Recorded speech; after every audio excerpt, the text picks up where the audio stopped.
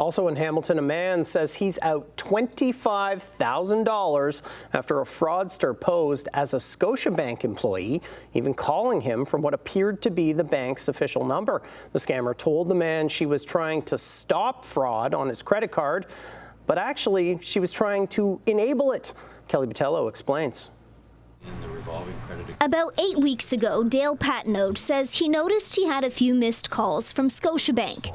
And so when they called back again, he figured he better answer. The lady on the other end said that they were from the early detection fraud department at Scotiabank and that they think there may be some fraudulent activity happening live on my credit card. Patenaude says the caller on the line knew his credit card number and other personal details.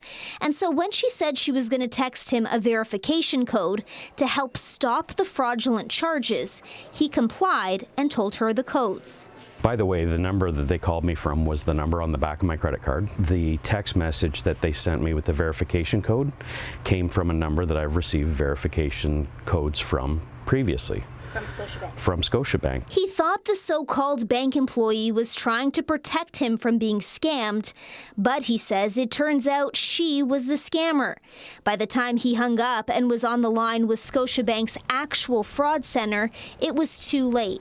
His credit card had already been charged in the U.S., nearly $26,000 Canadian. I'm panicking. They're not helping. They're just saying, we'll launch an investigation. Patenaude says once the fraudulent charges from the U.S. were made, Scotiabank's real anti-fraud detection center should have flagged it as suspicious since he's never in the States.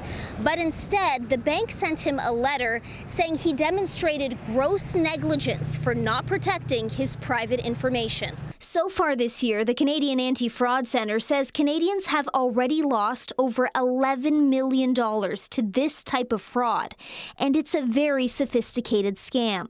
Sometimes fraudsters even have a bit of your personal information before placing the call to make it believable. They can spoof phone numbers to make it look like a legitimate institution is calling and can search the dark web for leaked banking information.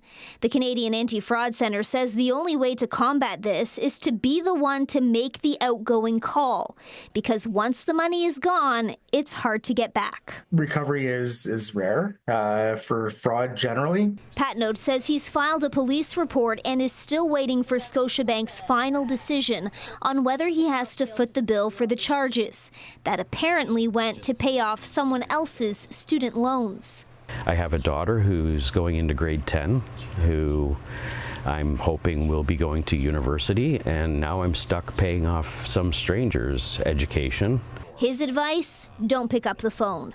Kelly Botello, CHCH News. In a statement to CHCH News, Scotiabank did not comment on this specific case, but right in part, Scotiabank takes all cases of fraud seriously and continues to educate clients to never share passwords, PINs, or account access with any individual. Clients are encouraged to always practice safe banking habits while doing their part to help recognize, reject, and report fraud.